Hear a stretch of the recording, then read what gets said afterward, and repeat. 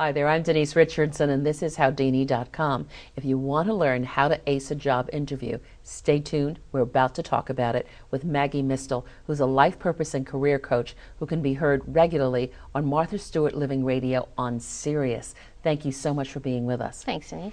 You show up, you're dressed properly, you walk into to meet the interview. What's the first thing you do when you walk in?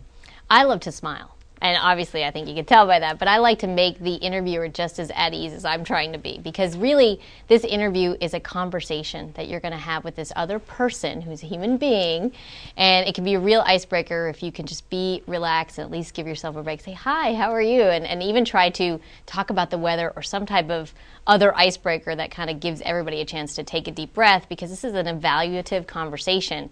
And it can be nerve-wracking for both parties. So the interviewer says to that prospective employee, why do you want to leave your job? Yes, that's always a great question, isn't it? And you have to be prepared for those key questions, especially why are you moving on? Now, if you're moving on because you can't stand your boss, right, which happens a lot, and we've all been there, you don't want to say that. What you do want to say is that I really need to be in a place where I can be managed and developed and where I can get guidance or mentoring. You really focus on the things that you're looking to get as opposed to all the reasons why you don't have it now. You know, there are some people who walk into that interview and they walk in a little defensively and because they really need a job, and they hear the words, you're overqualified, and they're willing to take a job and do their best at it. How do you handle you're overqualified? You can say things like, well, I've really thought about that, and if I were in your shoes, I'd be asking the same question. And when I think about it, I can tell you for a fact, I'm looking to downshift.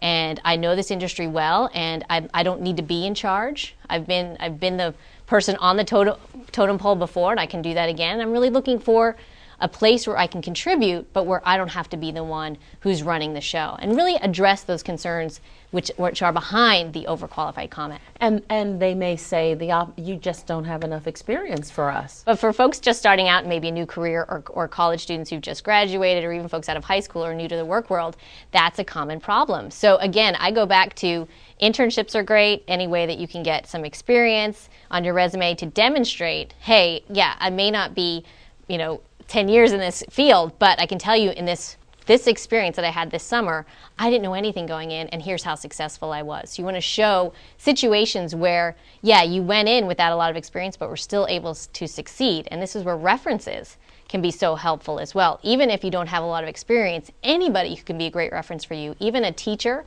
or a professor, or even someone that you volunteered for who can attest to your ability to learn quickly and perform well can be a great asset.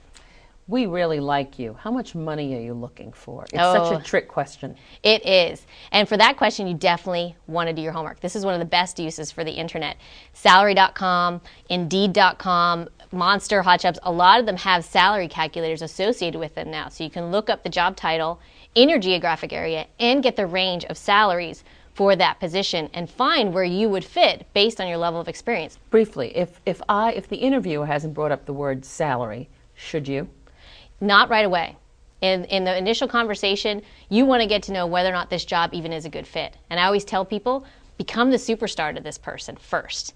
And then you're in a much better place to negotiate salary. And they may even pay more for you because they're like, wow, we can't let Denise go. She's such a fabulous candidate. We were only going to pay this much, but now that we found Denise, we're willing to do more. Healthcare, flex time, vacation time. These are issues you should bring up during a first interview, or do you wait for come back and meet Mr. Smith? Right.